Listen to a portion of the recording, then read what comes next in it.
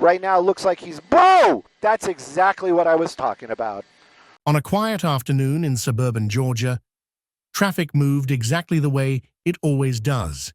Steady, predictable, nothing worth remembering. For most drivers, it was just another ordinary day on the road.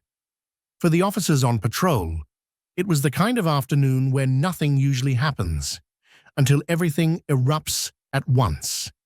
And at 3:42 p.m., that calm shattered. Now you can see, I brought up the speeds almost immediately because this vehicle actually getting into the 160s for a while there. I don't know, somebody trying to... Okay, anyways. A motorcycle shot into view, weaving through traffic with alarming speed and recklessness. At first glance, it looked like just another impatient rider trying to get ahead. But officers quickly realized they were facing someone far more dangerous, a murder suspect on the run. In that instant, what began as a routine patrol turned into a full-scale public safety emergency. From above, news helicopters captured the entire sequence. Every burst of acceleration, every risky swerve, every near collision. In the studio, the commentator tried to maintain a neutral tone but couldn't hide the concern. "I just hope no one loses their life this afternoon, especially not on live television." Everyone understood one thing. The suspect controlled the motorcycle like a professional, but his behavior showed a complete disregard for human life. And for the officers chasing him, every passing second pushed the danger level even higher. Several patrol units signaled him to stop. He ignored them all. Then a warning came through the radio. "The suspect may be armed. Use caution." That message changed everything. The officers were no longer dealing with a reckless rider. They were pursuing an armed murder suspect who had disappeared days earlier when police attempted to arrest him. The original case involved the death of a man. Hopefully it's going to come to an end. But you have to remember, you have to remember that enforcement, they are going to try to bring this to an end. They might use some non-practical ways to bring it to an end. But, yep, yes, definitely. And was the motorcycle officer maybe... A father of two, the backbone of his family. The community was still shaken, and now the suspected killer was tearing through residential neighborhoods at deadly speeds. The pursuit cut through housing areas, into busy commercial corridors, and back onto the interstate. And with every mile, the danger escalated. Pedestrians frozen on sidewalks, drivers slamming their brakes in panic, children crossing the street just steps away from disaster. As officers described, he was highly skilled. He leaned into corners with precision, burst through narrow gaps, and handled the motorcycle as if he had trained for this escape. But skill does not equal safety. This wasn't a joy ride. Many viewers watching live asked, "Why don't the police just call off the chase? Isn't this too dangerous?" It's a debate Americans have argued for years. But this case was different. The suspect wasn't fleeing a traffic stop. He wasn't a panicked teenager. He wasn't drunk or confused. He was a murder suspect with a violent history. And officers understood that if he escaped again, more innocent people could be in danger. In situations like this, police must weigh the risks of the chase against the greater danger of letting the suspect disappear. And so, the pursuit continued. But after 20 minutes, one thing became clear. All conventional chase tactics were useless. Spike strips, a high-speed motorcycle can dodge them. Roadblocks. Maybe the suspect, maybe a distraction, but at any rate, you can 140 miles an hour. We've seen it, that motorcycle going faster. Skyfox, definitely a helicopter. Are they making calls? Are they getting other units ahead of them? I would say. Streets were too narrow, waiting him out. The longer he ran, the more dangerous he became. If this didn't end soon, tragedy was inevitable. That's when an unmarked SUV from the narcotics task force joined the pursuit. This wasn't improvisation. It was strategy. These vehicles are reinforced for high-risk takedowns, and task force units are trained to handle violent suspects far beyond the abilities of regular patrol officers. Inside were 3 plainclothes officers. Their mission was clear: end the pursuit before innocent people paid the price. The SUV shadowed the motorcycle, never too close, never too far, waiting for the one moment when the suspect's trajectory stabilized enough to act. Area chasing this motorcycle. That motorcycle starts wobbling, gets so close to a lot of these cars, anything unpredictable happens in front of that motorcycle. I don't want to, basically just getting up close, making their presence known. Hopefully this driver makes the right decisions. That moment arrived. The cameras caught everything. The motorcycle shot through an intersection, preparing to accelerate. The SUV lunged forward in a split second, striking the rear corner of the bike. It wasn't an accident. It was an emergency tactic, similar to a PIT maneuver, but adapted for motorcycles, used only when the suspect poses an extreme danger to the public. The motorcycle flipped and skidded dozens of feet across the pavement. The suspect was thrown several meters. In the studio, the anchor choked up. "I hope he survives," because even when police must use force, no one wants to witness a death live on television. And unbelievably, he lived. Paramedics arrived within minutes. He suffered multiple fractures, but was conscious. But what awaited him after the hospital was far worse. Murder charges, felony evasion, endangering public safety, assaulting law enforcement officers, narcotics trafficking. For the victim's family, this wasn't a moment of celebration. It was simply the final closure to a long and painful nightmare. The man killed by the suspect had been a devoted father, a loving husband, and a respected member of the community. To them, this pursuit wasn't television drama. It was the final chapter of months of grief. Across America, police departments are debating chase policies. Dozens of innocent people die every year from high-speed pursuits. Civil rights groups argue that ramming a motorcycle is excessively dangerous. Supporters counter that allowing a murderer to escape is even more dangerous. This incident became the centerpiece of that national debate. How do you protect a city when the threat is already racing through it at 100 miles per hour? Social media and local communities erupted immediately after the incident. Comments flooded neighborhood forums. The police were right. If they didn't stop him, he would have killed someone else.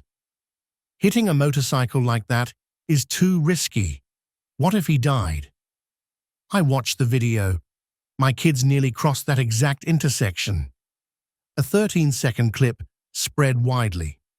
The motorcycle blowing through a red light, missing a family by mere feet. "We saw death coming," the mother said in an interview. "If the police hadn't stepped in, my family might not be here today." Emotions were split, but everyone agreed on one thing: he could not be allowed to continue another minute. That night at police headquarters, a closed-door review meeting took place. Commanders, tactical supervisors, investigators, and prosecutors were present. The large screen replayed the chase. Every second was assessed. The motorcycle jumping from 70 to 112 miles per hour. The high-risk intersections, the near collisions, the exact timing of the SUV's intervention. One commander said bluntly, "We cannot let him turn the streets into a death trap. If he escapes again, people will die." The district attorney confirmed the suspect had been involved in at least 3 violent incidents, including one involving a weapon. The difficult decision now made more sense. 3 days later, the victim's family spoke publicly for the first time. The wife held a framed photo tightly. "I thought he would get away forever," she said through tears, "but ending it this way, At least we know justice still exists. Their two children, ages 9 and 6, held small candles beside her. She wasn't celebrating. She wasn't happy about the chase, but she said something that silenced the room. Nothing will bring my husband back, but at least the man who destroyed our family has been stopped before he destroys another. For them, this was not entertainment. It was closure, internal review. Did the police follow protocol? As with every use of force incident, an internal investigation began. 3 key factors were assessed. 1. Threat level of the suspect, a murder suspect with a violent history, possibly armed. 2. Behavior during the chase, running red lights, driving against traffic, nearly hitting pedestrians, reaching 112 miles per hour.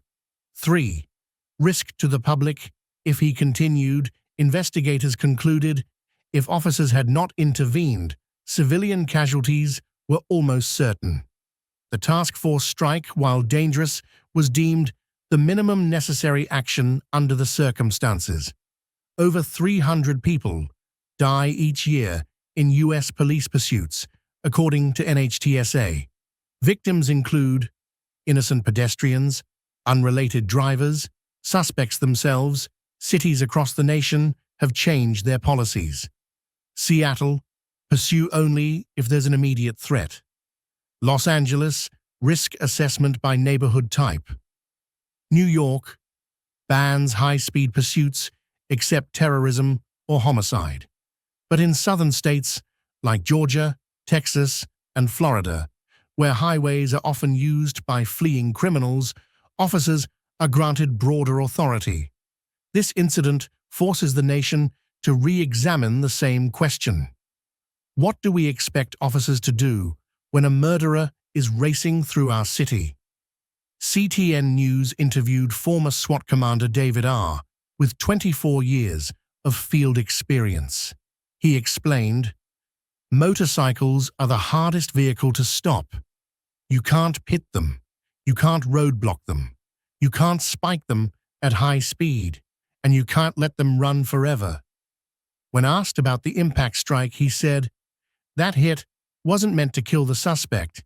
It was meant to destabilize the bike for 1/10 of a second. If they hadn't done it right then, someone would be dead 5 seconds later."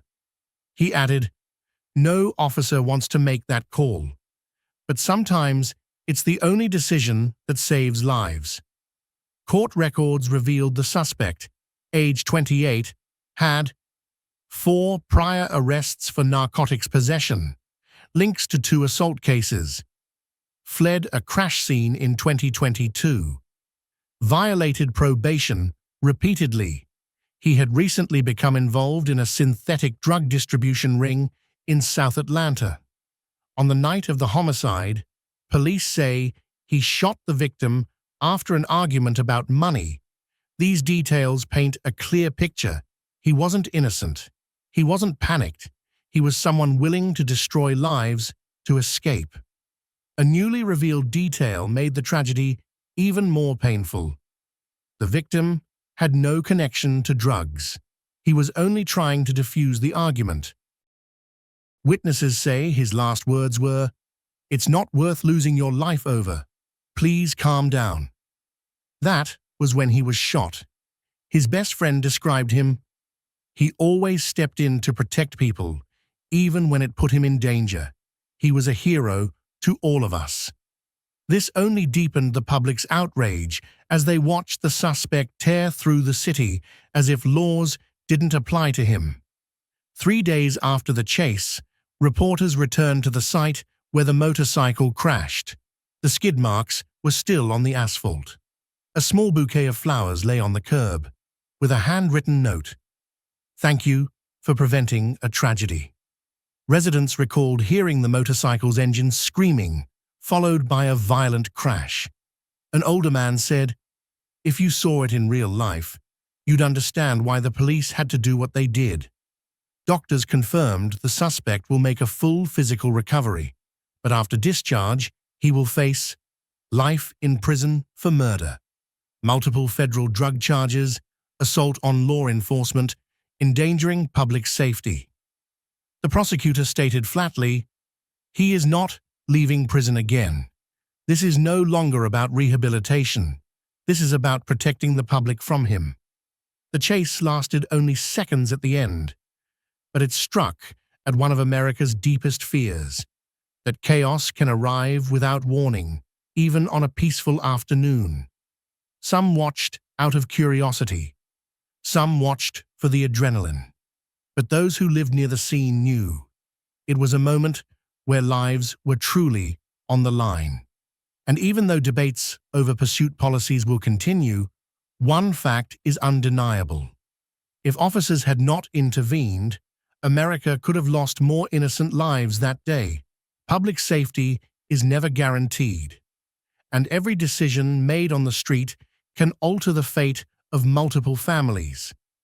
If you want to follow more in-depth analysis, real cases, and sharp investigative reports like this, don't forget to subscribe, turn on notifications, share the video so others can stay informed. Now you can see I brought up the speeds almost immediately because this vehicle actually getting into the 160s for a while there.